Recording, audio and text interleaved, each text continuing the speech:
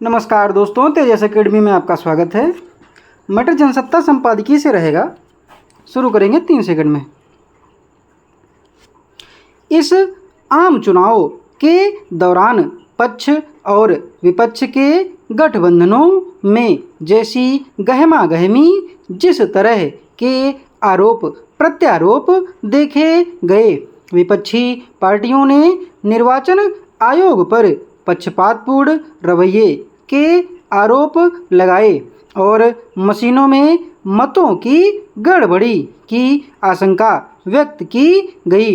नतीजों ने उन सब को धूल पोंछ दिया है। लोकसभा चुनाव के नतीजों से स्पष्ट है कि जनता ने अपने विवेक से प्रतिनिधियों का चुनाव किया है।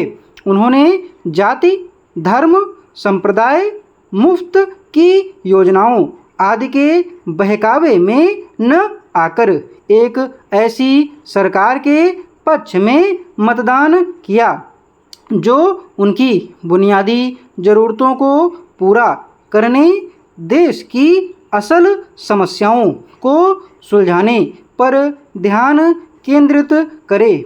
इस बात से इनकार नहीं किया जा सकता कि सत्ता पक्ष के विरोध में कोई स्पष्ट लहर नहीं थी, मगर यह संकेत लगातार मिल रहा था कि जनता बदलाव चाहती है।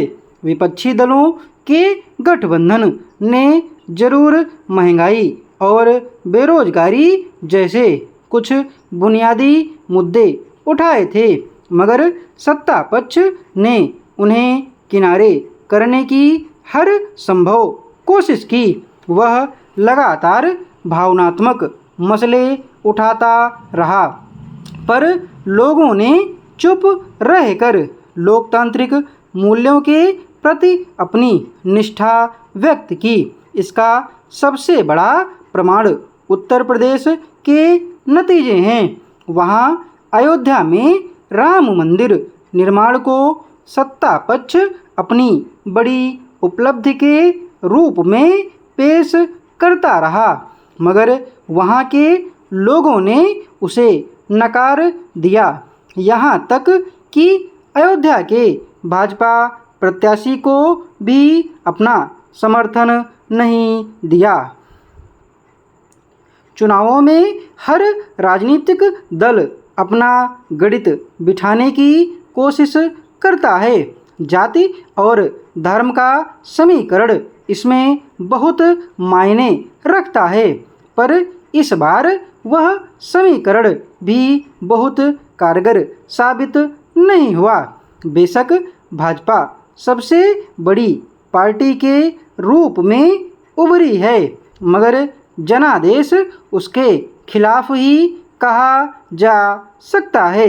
वह अपने बल पर पूर्ण बहुमत की संख्या नहीं जुटा सकी, जबकि इस चुनाव में भाजपा ही सबसे साधन संपन्न पार्टी थी। उसने चुनाव पर जितना खर्च किया, उतना सारे दलों ने मिलकर भी शायद न किया हो।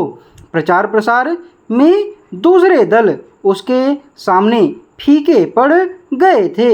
संचार माध्यमों पर हर जगह उसकी मौजूदगी नज़र आती थी।